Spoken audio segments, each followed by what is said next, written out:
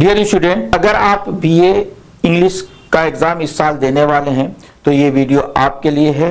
और इस पूरे वीडियो को देखने के बाद आपको 2 से 3 क्वेश्चन जो आपके बीए के एग्ज़ाम में पूछे जाते हैं वो श्योर मान के चलिए कि उसमें मिल जाएंगे। और इसी तरीके के क्वेश्चन में ये जो मैंने इसमें 3-4 क्वेश्चन मैंने आपके लिए डेवलप किया है।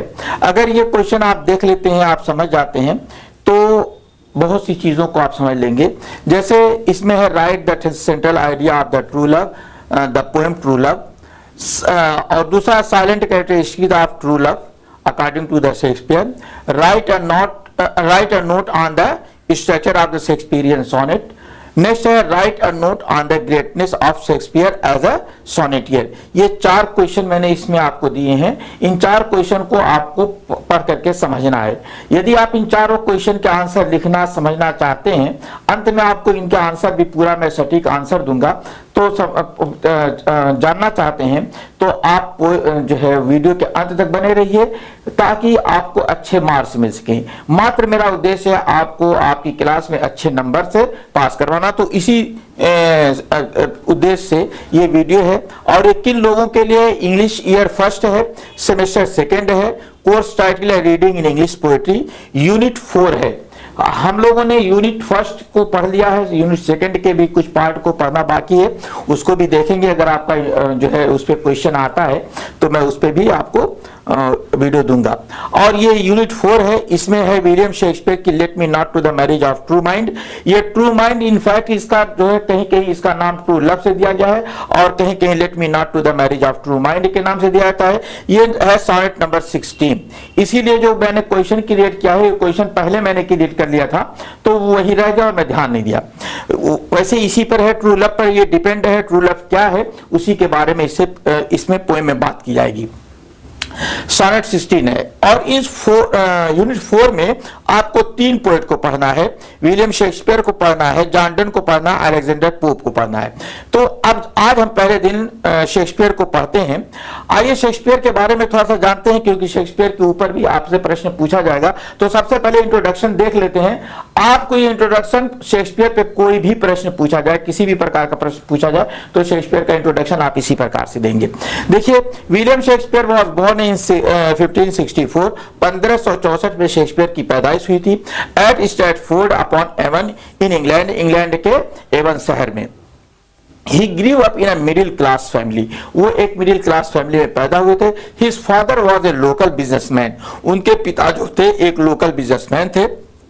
Shakespeare childhood education at the grammar school. Shakespeare की जो शुरुआती शिक्षा थी वो ग्रामर स्कूल में हुई थी, जिसमें exposed him to the Latin classic history and rhetoric which later shaped his dramatic art।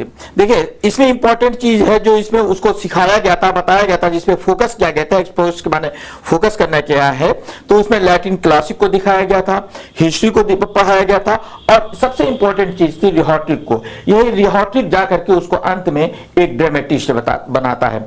रिहॉट्रिक का अर्थ जो बेसिकली होता है, यह आपको जानने की एक बहुत इंपॉर्टेंट जरूरत है, क्योंकि ये शब्द बहुत ज्यादा प्रयोग होता है लिटरेचर में। रिहॉट्रिक के माने होता है अलंकार शास्त्र, अर्थात अलंकारिक भाषा का पढ़ना, अर्थात जो है ऐसी कुछ लिखने या पढ़ने या बोलने, कुछ लिखने या बोलने, सॉरी पढ़ने नहीं, लिखने या बोलने की कला को ही जो है इसमें सिखाया जाता है कि आप किसी के सामने किस प्रकार से बात करें, आप अपनी बातों को सुंदर कैसे बना सकते हैं, आप अपनी बातों को इंप्रेसिव कैसे बना सकते हैं। उसी भाषा को रिहॉट्रिकल में पढ़ाया जाता है और वही सुंदर और जो है सजी सवरी भाषा को रिहॉट्रिकल लैंग्वेज भी कहा जाता है। तो इसने जो है इस चीज ने उसके जो है ड्रामे को जो है ड्रामेटिक आर्ट को डेवलप किया था, एक आकार दे दिया था, एक सुंदरता दे दी थी। दो he did not attend university, उसने जो है यूनिवर्सिटी में अध्ययन नहीं किया था।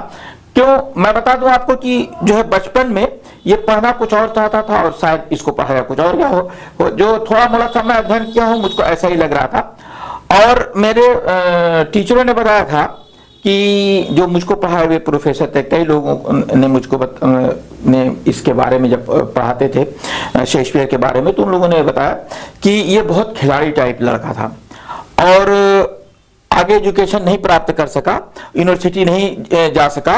His deep understanding of human emotion, politics and society compensates formal education. देखिए, इसमें मात्र बात यह आती है कि कोई आदमी एजुकेशन नहीं प्राप्त करता, स्कूल नहीं आता है, लेकिन उसके अंदर एक बहुत शानदार अंडरस्टैंडिंग आ गई थी किस चीज की, कि जो है वो ह्यूमन इमोशन को समझ रहा था, वो डीपली ह्यूमन इमोशन को समझ रहा था, वहां की पॉलिटिक्स को समझ रहा था, समाज को समझ रहा था, और जो वो चाहता था सोसाइटी कंपेंसेट, और जो है वो सोसाइटी के जो है के बारे में जानना चाहता था कि उसको कैसे कंपेंसेशन दिया जाए, कैसे उसको जो है कुछ दिया जाए, इस चीज़ों को वो जानता था। फॉर फॉर्मल एजुकेशन से उसने ये चीज़ें प्राप्त की थी। शेक्सपियर बिलोंग्स, फॉर्मल और इनफॉर्मल एजुकेशन होती है, तो फॉर्मल एजुकेशन से उनको इन चीजों के बारे में पता लगा था। Shakespeare belongs to the Elizabethan age. मैं यहाँ पे बीएड की क्लास नहीं ले रहा हूँ, अदरवाइज इस पे भी मैं रिसर्च कर लेता, फॉर्मल एजुकेशन और इनफॉर्मल एजुकेशन, ये बात की बात है। तो Shakespeare belongs to the Elizabethan age, Shakespeare Elizabeth age का में इसका जो है उदय हुआ था। A period marked by the national confidence। देखिए, एक सबसे इंपॉर्टेंट चीज थी, एलिजाबेथन एज जो थी उस पीरियड को पहचाना जाता है, मार्क माने पहचानना या जाना जाता है, बाय द नेशनल कॉन्फिडेंस, इस एक राष्ट्रीय कॉन्फिडेंस के नाम से जाना जाता है, रेनेसा लर्निंग के बारे में जाना जाता है, एंड कल्चरल ग्रोथ के बारे में जाना जाता है, के नाम से पहचाना जाता है कि ये जो समय था एलिजाबेथ का, ये रेनेसां का समय था। दूसरी चीज ये थी कि उसमें और बहुत सी चीजें आई थी एलिजाबेथ के जो है, जैसे उसमें आई थी कि जो है रेनेसां आया था। रेनेसां के बारे में मेरा एक वीडियो है, आप देखिएगा कि रेनेसां क्या है, रेनेसां लर्निंग क्या है और कल्चरल ग्रोथ क्या है, ठीक नहीं, ये सारी चीजें आई थी। This age encourage experimentation in drama and poetry, और इस एज ने उसको एनकरेज किया था, उसको प्रोत्साहित किया था, उसको साहस दिलाया था। एक्सपेरिमेंटेशन, उसने ड्रामे में एक्सपेरिमेंट किया था, अर्थात प्रैक्टिकल किया था, रिसर्च किया था, और इन ड्रामा एंड पोएट्री, ड्रामा और पोएट्री में विच शेक्सपियर मास्टर्ड ब्रिलियंटली, और जिसको शेक्सपियर जिसने शानदार ढंग से उसे उसमें एक जो है शानदार फॉर्म में उसे क्रिएट कर दिया था, उसे मास्टर बना दिया था, उसे माहिर बना दिया था, एक अच्छा किस्म का माहिर पोएट और ड्रामेटिशियन बना दिया था। आगे थोड़ा सा देखते हैं, the theme of his works are universal and timeless. उसकी जो थीम है उसके वर्क की, वो यूनिवर्सल है और टाइमलेस हैं, वो हमेशा जीवित रहने वाली है। जैसे आज भी हम शेक्सपियर को पढ़ते हैं, शेक्सपियर के अगर हम प्लेस को पढ़ते हैं तो हमें आज के ज़माने से, आज की दुनिया से, आज के लोगों के रहन सहन के तरीके से रिलेटेड बातें उसमें मिल जाती हैं। ऐसा लगता है कि शेक्सपियर ने केवल एक समय के लिए प्लेज नहीं लिखे थे, शेक्सपियर ने केवल एक समय के लिए अपने पोएम्स नहीं लिखी थी, बल्कि उसने पूरी दुनिया की, जैसे लगता है उसको जानकारी रही हो और उसने लिख दिया।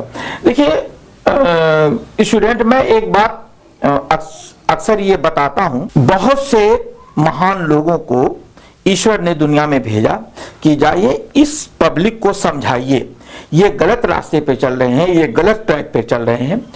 तो उसमें उनका अलग अलग स्टेटस बनाया गया, और उन्हीं स्टेटस में कुछ स्टेटस ऐसे थे जो मनुष्य के फॉर्म में ही सभी लोग थे, सभी लोग मनुष्य ही थे, और वो लोग आए और उन लोगों ने अपने अपने फॉर्म में समाज को सुधारने का प्रयास किया।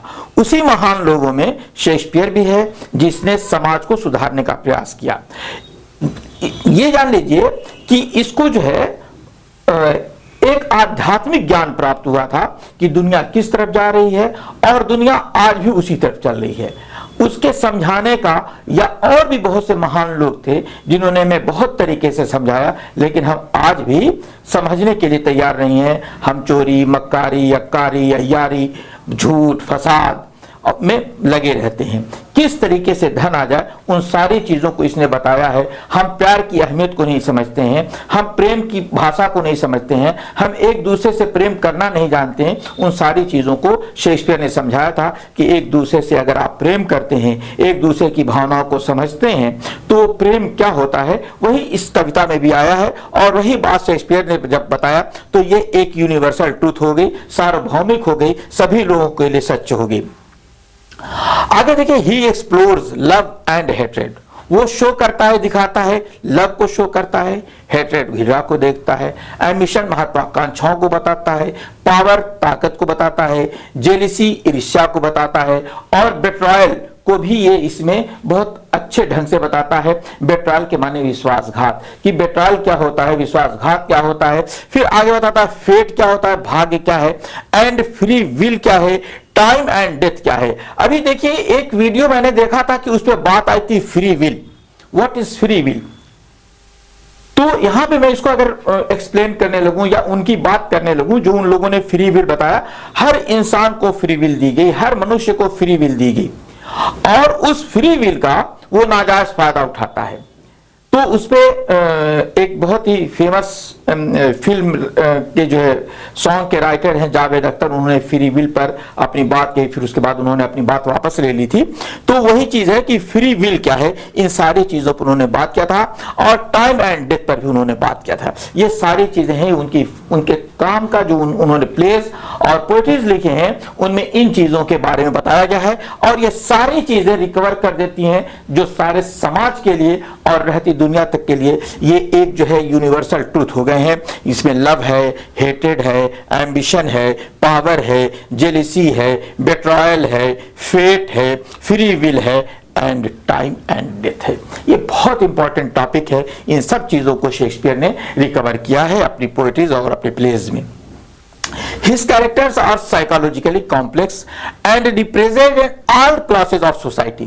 उसके कैरेक्टर जो है ना साइकोलॉजिकली कॉम्प्लेक्स हैं और रिप्रेजेंट्स प्रस्तुत करते हैं, वो प्रतिनिधित्व करते हैं ऑल क्लासेस ऑफ सोसाइटी, सभी सोसाइटी के हर क्लास को वो जो है प्रतिनिधित्व करते हैं। Making his work eternally relevant, और उनके जो है उसके जो कार्य हैं, जो उसके प्लेस हैं या पोएम्स हैं, वो महत्वपूर्ण हो जाते हैं, उपयोगी हो जाते हैं, इटर्नली हमेशा के लिए वो महत्वपूर्ण हो जाती हैं।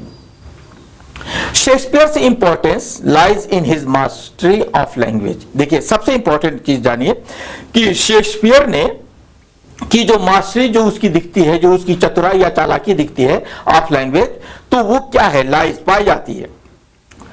ड्रामेटिक स्ट्रक्चर एंड कैरेक्टराइजेशन, दो चीजों में उसने ड्रामे का स्ट्रक्चर बनाया और दूसरी चीज बनाया कि कैरेक्टराइजेशन, कैरेक्टर को बड़े शानदार तरीके से वो लाके रखता है, किस कैरेक्टर को कहां रखना है और उसके मुंह में कौन सी बात रखनी है, वो लैंग्वेज में आती है। मास्टर ऑफ लैंग्वेज यही कहता है कि अगर आप अलंकारिक भाषा पढ़े हुए हैं तो यही सबसे इंपॉर्टेंट चीज होती है कि कब कौन सी बात किसके मुंह से कब कहलवानी है, ये शेक्सपियर जानता था और शेक्सपियर ने वही बात कहलवा दी। लेता है वो हिस्ट्रिकल प्ले, लेकिन हिस्ट्रिकल प्लेस के कैरेक्टर के मुंह में वो जो अपनी भाषा घुसेड़ता है, वो एक बहुत इंपॉर्टेंट चीज होती है।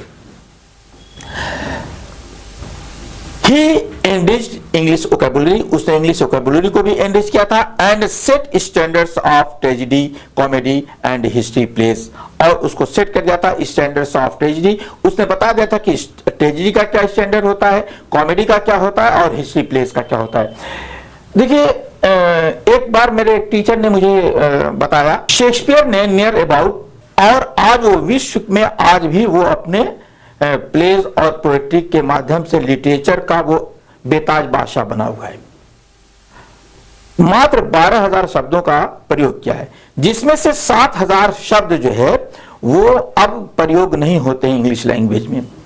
केवल 5,000 शब्द ही आज इंग्लिश लैंग्वेज में प्रयोग होते हैं। जो उसने एनरिच की बात आई है, वोकैबुलरी को एनरिच किया, तो यही बात है कि उसमें से 7,500 या 7,000 शब्द निकाल दिए गए हैं। अब बचते हैं 5,000 वर्ड्स। 5,000 वर्ड्स पे ये करते हैं।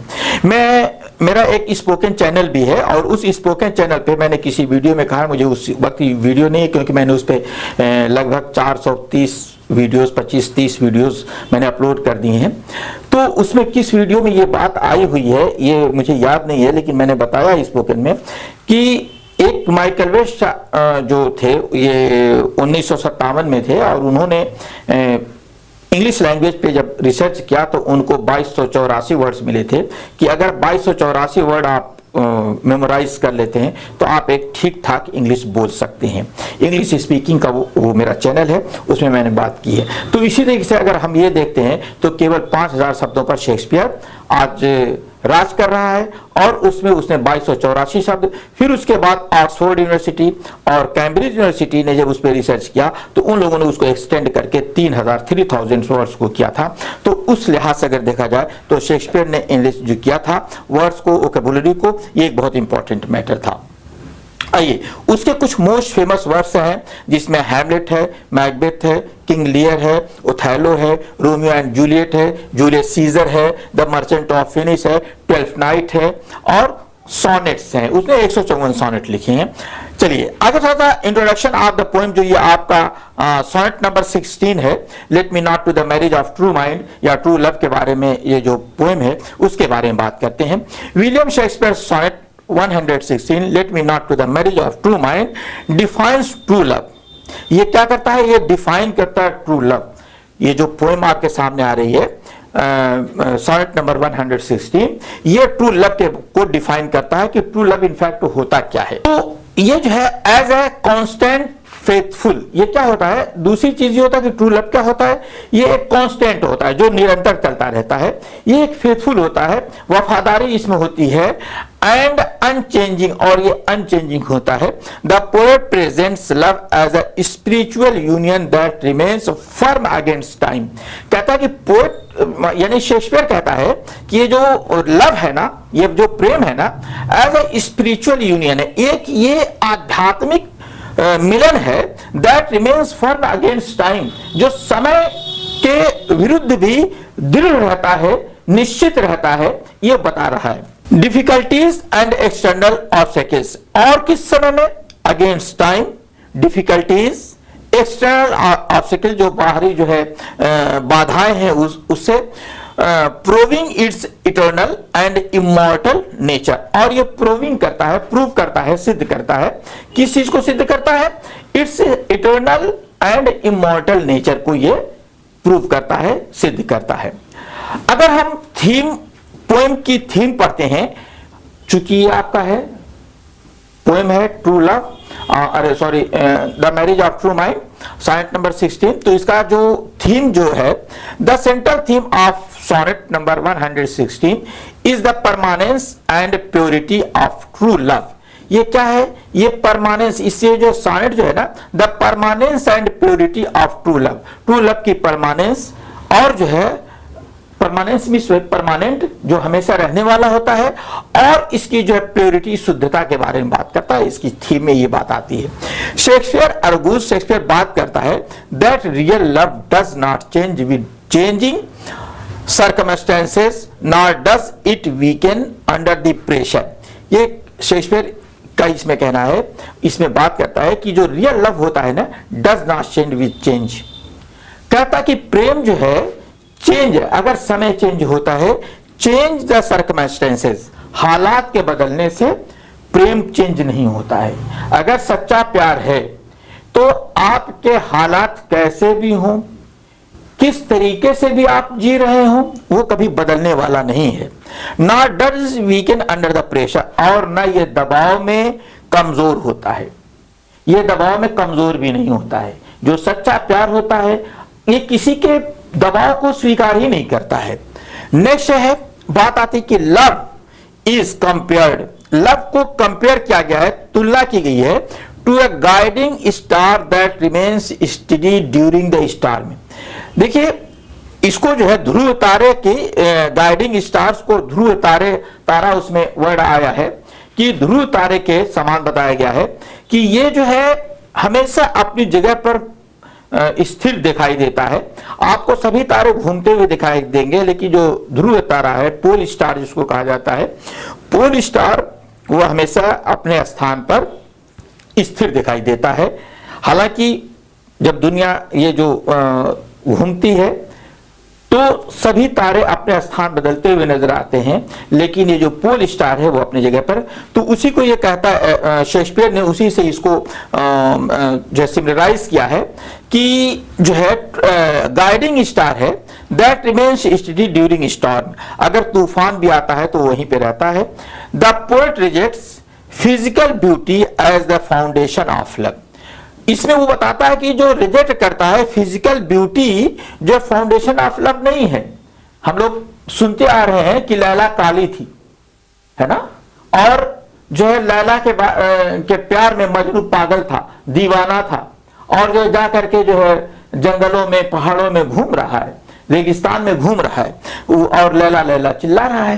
तो ये इस तरीके से ये है कि फाउंडेशन ऑफ लव, कहता है कि फिजिकल ब्यूटी जो है ना as the foundation of love उसको रिजेक्ट करता है, और इम्फेसाइजिंग और जोर देता है spiritual and emotional commitment instead, और इसके बदले में वो बताता क्या है कि इम्फेसाइजिंग जोर देता है, इसके बदले में वो जोर देता है कि ये स्पिरिचुअल होती है और इमोशनल होती है, भावनात्मक होती है। ये जो सच्चा प्यार है वो स्पिरिचुअल होता है, ये गॉड गिफ्टेड होता है, और ये जो है दूसरी इमोशनल भावनाओं से जुड़ा होता है। सच्चा प्यार भावनाओं से जुड़ा होता है, ये कभी बदलता नहीं है। Time symbolised by again and death, ageing and death, sorry ageing है, टाइम सिंबलाइज, इसमें टाइम को सिंबलाइज किया गया है, अर्थात इसको सिमिलर बताया गया है ageing and death. Can not destroy genuine love, कहता है कि वक्त चला जाए, मौत हो जाए, वो बदल नहीं सकता है डिस्ट्रॉय जेन्युइन लव। अगर आपका सही प्रेम है, जेन्युइन लव है, सच्चा प्यार है, तो ये मौत के बाद भी चलता रहता है ना, ये मौत के बाद भी चलता रहता है। Shakespeare firmly declares, Shakespeare declare करता है, दृढ़तापूर्वक डिक्लेयर करता है दैट इफ लव चेंजेस, बहुत ही दृढ़तापूर्वक को कहता है कि इफ लव चेंजेस, अगर प्रेम बदल जाता है, और फेड्स या हल्का हो जाता है, then love itself never truly existed, तो प्यार जो था ना खुद कभी भी वास्तविक रूप में अस्तित्व में था ही नहीं। अगर समय के साथ प्यार, अगर प्यार है और जेन्युइन प्यार है तो वो हमेशा बना रहेगा, वो वक्त के साथ बदल नहीं जाएगा, और अगर वक्त के साथ बदल जाता है तो वो प्यार नहीं है, वो दैट इज समथिंग एल्स, वो कुछ और है। तो यही कहता है ट्रूली एग्जिस्टेड, वो कभी अस्तित्व में था ही नहीं, वो प्यार नहीं था, वो कुछ और भी हो सकता है।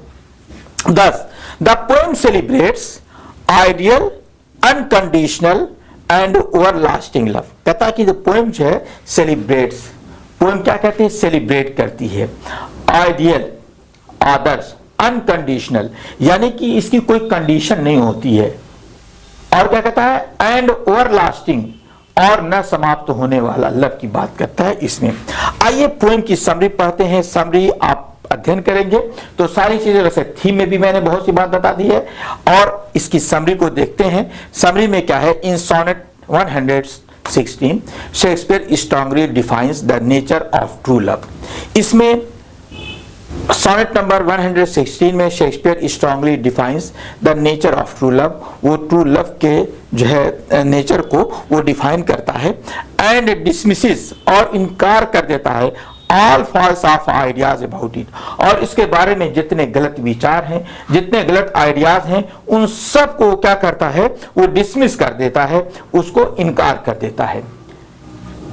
The poem begins with assertion that true love is a marriage of true mind, ये जो assertion करती है, वो स्वीकार करती है, निश्चय पूर्वक दावा करता है, क्या चीज, that true love is a marriage of true mind, ये मिलन है दो सच्चे मन, मस्तिष्क, दिल, हार्ट, सब कुछ एक जो है मिलन है। अगर सच्चा प्यार है, जो है ट्रू लव जो है ना, वो एक मैरिज ऑफ ट्रू माइंड है, ट्रू माइंड का मिलन है, सच्चे दिल का मिलन है, सच्चे दिमाग का मिलन है।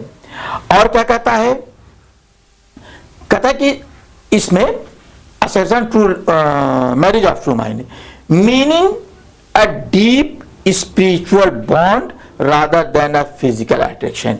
ये एक आध्यात्मिक बॉन्ड है, एक आध्यात्मिक बंधन है, एक आध्यात्मिक जुड़ाव है, और क्या है, rather than a physical attraction। इसमें कोई फिजिकल अट्रैक्शन नहीं होता है, मैं पहले बता चुका हूं। शेक्सपियर जोर देता है that love does not alters when circumstances change or when lovers face separation।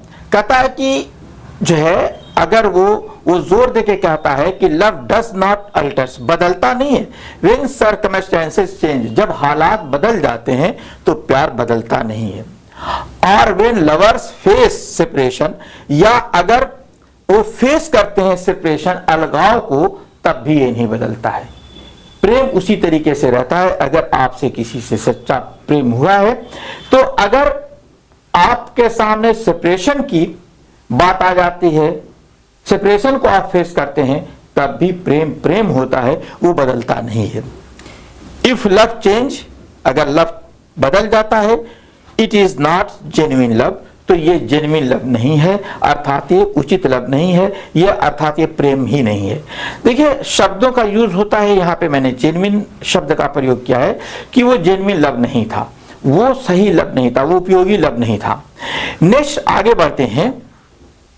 He then uses a powerful metaphor।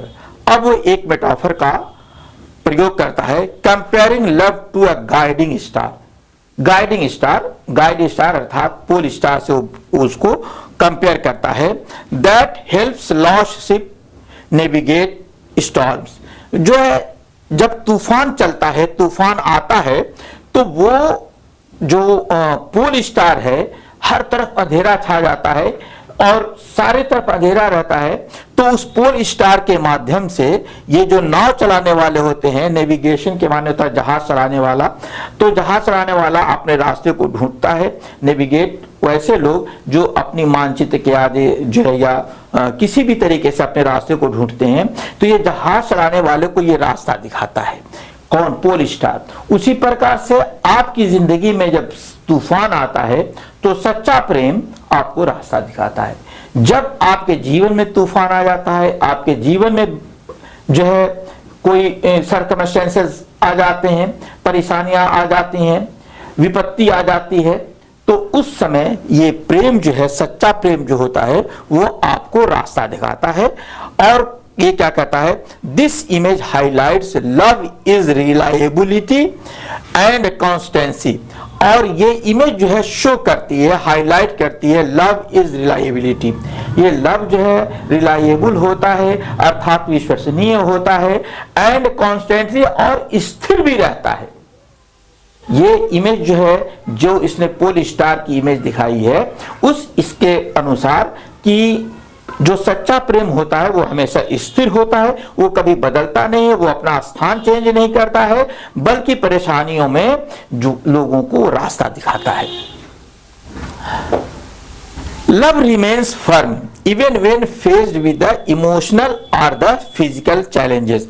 और लव हमेशा दृढ़ रहता है जब फेस करते हैं, जब परेशानियां सामने आती, इमोशनल और फिजिकल चैलेंजेस, जब आपके सामने इमोशनल और फिजिकल चैलेंजेस आते हैं, तो भी प्रेम जो है दृढ़ता पूर्वक स्थिर रहता है। Next, Shakespeare adds the effect of time on love. अब शेक्सपियर क्या करता है? लव को समय के अनुसार उससे प्रभावित होता है, उसके बारे में वो बात करता है कि ये किस तरीके से इफेक्ट नहीं होता है टाइम से। जैसे physical beauty fades as time passes. जैसे वक्त जाता है तो आदमी की सुंदरता चली जाती है ना, जैसे देख रहे हैं। तो उसी तरीके से और बहुत से लोग हैं जो सुंदर हुआ करते थे, जिनको देखने के लिए लोग रास्ते में खड़े रहते थे, और आज उनकी शक्ल देखा जाए तो रिंकल्स पड़ गई हैं, चेहरे पे झुर्रियां आ गई हैं, बाल सफेद हो गए हैं, और आंखों पे मोटे शीशे का चश्मा लग गया है, और आंखें जो उनकी सुंदर दिखती थी, आप उसमें लेंस लग गया है। लेंस की वजह से उनकी आंखों के किनारे किनारे काले सर्कल्स बन गए हैं, और उनकी आंखें छोटी दिखने लगी हैं। तो ये सारे जो है चीजें आती हैं जब वक्त जो है गुजरता है। इसमें एक लाइन आती है, मैंने बहुत सी लाइनों को जो है ना ये नहीं किया है कि समय जो है ना, समय वो एक हंसुआ है जो इसके बीच में जो कुछ आता है वो सबको बर्बाद कर देता है, सबको काट पीट के तहस नहस कर देता है। टाइम एक बहुत ही खतरनाक चीज है, तो वही समय है। लेकिन इस पे शेक्सपियर कहता है ना कि physical beauty fades as time passes, जैसे वक्त गुजरता है तो फिजिकल ब्यूटी समाप्त हो जाती है। But true love is not depend on the outward appearance, लेकिन सच्चा प्रेम जो होता है ना, ये निर्भर नहीं होता ऑन आउटवर्ड, जो दिखावटी, आउटवर्ड के माने दिखावटी, जो ऊपरी दिखावा है उस पर जो है डिपेंड नहीं होता है। आउटवर्ड अपीयरेंस, दिखावा, बाहरी दिखावे पे डिपेंडेंट नहीं होता है, बल्कि ये क्या होता है, even as youth and beauty decline, जैसे यूथ और सुंदरता डिक्लाइन हो जाती है, real love remains untouched by time's destructive power. और जो है जो प्रेम होता है, जो even as youth and beauty, जवानी और सुंदरता क्या होती है, डिक्लाइन हो जाती है, बर्बाद हो जाती है। रियल लव रिमेन्स, और सच्चा प्रेम रहता है किस प्रकार से, untouched by time's destructive power. Time का पावर जो होता है ना वो बहुत ही डिस्ट्रक्टिव होता है, तबाह कर देने वाला होता है, बर्बाद कर देने वाला होता है। लेकिन अगर आपके दिल में किसी के प्रति सच्चा प्रेम है तो वो जैसे जैसे आप बढ़ते जाएंगे वैसे वैसे ये प्रेम और अधिक बढ़ता जाता है। वही चीज होती है। The sonnet concludes with a confident declaration, एक कॉन्फिडेंस डिक्लेरेशन के बाद एक सोनेट समाप्त होता है। Shakespeare claims that if his definition of love is wrong, अब वो कहता है कि जो मैंने लव की डिफिनेशन बताई है अगर वो गलत है, then he has never written a word, तो उसने कभी एक शब्द लिखा ही नहीं। और फिर उसके बाद क्या कहता है, and no one has ever loved truly, और कभी किसी ने सच्चा प्यार किया ही नहीं है। This bold ending reinforces his belief in the eternal, unchanging and absolute nature of true love, और ये बोल्ड एंडिंग जो है reinforces करती है his belief, उसके विश्वास को reinforce करती है, पुनः ताकत प्रदान करती है।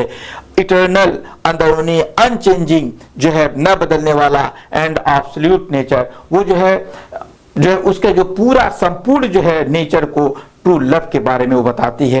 तो ये पोएम का ये मैटर था। थोड़ा सा इसको हिंदी भी आप समझने के लिए देख सकते हैं, हालांकि हिंदी बहुत अच्छी नहीं है, ध्यान दीजिएगा। ये मैंने किया है ऐसे ही ऐप से, इसको हिंदी चेंज किया है, इसलिए हिंदी बहुत अच्छी नहीं है। आइए, बात आई थी एक्सपेक्टेड क्वेश्चन की। एक्सपेक्टेड क्वेश्चन देख लीजिए, हर क्वेश्चन है। सबसे पहले है right the central idea of the poem true love, यही जो ट्रू लव है या सोनेट नंबर 16 है उसका सेंट्रल आइडिया आपको बताना है। ये सेंट्रल आइडिया है, मैंने लिखा है, इसको आप आराम से अध्ययन कीजिएगा, देखिएगा। मैंने सारी बातें इसमें डाल दी हैं, जो कुछ शब्द टेढ़े मेढ़े थे उसका मैंने अर्थ भी बता दिया है, वही शब्द इसमें भी आएंगे।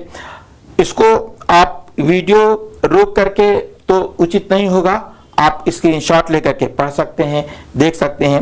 अगला भी क्वेश्चन आता है, silent characteristic of true love according to the Shakespeare, Shakespeare के अनुसार ट्रू लव क्या है, उसकी कैरेक्टरिस्टिक क्या है, उसकी विशेषता क्या है, ये क्वेश्चन है। इसको भी आप स्क्रीनशॉट लेकर के आराम से इसका अध्ययन कीजिएगा, ताकि आपको सारे क्वेश्चन में परीक्षा में आने वाले क्वेश्चन को आप आसानी से लिख सकें। फिर उसके बाद अगला क्वेश्चन आता है,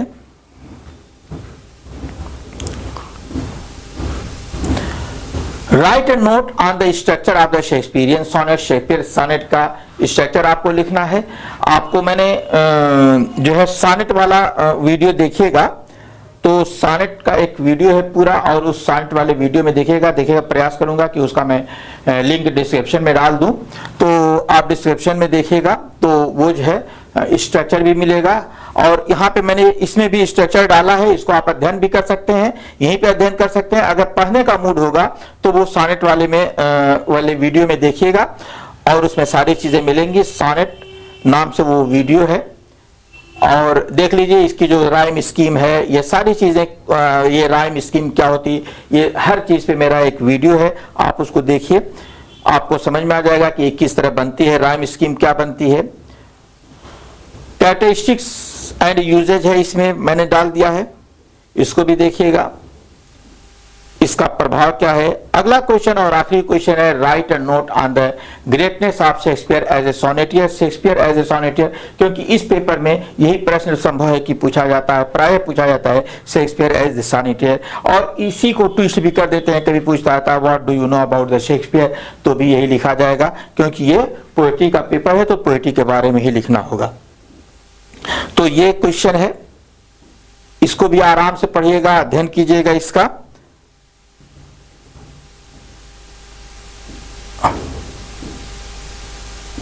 तो ये आपके सारे क्वेश्चन हो गए जो मैंने आपको बताए थे। तो अगर आप जो है इस प्रकार के वीडियोस के लिए पढ़ना चाहते हैं, देखना चाहते हैं, तो आप वीडियो पे रहिएगा, आप मेरे इस चैनल को सब्सक्राइब कीजिएगा, क्योंकि मैं सिलेबस से रिलेटेड, बीए के सिलेबस से रिलेटेड और एमए के सिलेबस से रिलेटेड वीडियोस डेली अपलोड करता हूं।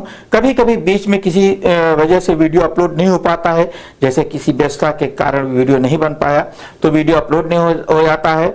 और जो है पेपर से रिलेटेड आपको क्वेश्चन भी इसमें मिलेंगे, इसलिए आप जो है सिलेबस को मिस ना करें और जो है मेरे चैनल को सब्सक्राइब कर लें, ताकि आपको सारे जो है क्वेश्चन पेपर और जो है क्वेश्चंस मिलते रहें, क्वेश्चन के आंसर्स मिलते रहें। इसी प्रकार के वीडियो लेकर के मैं अगले वीडियो में आपसे मिलता हूं। Thank you.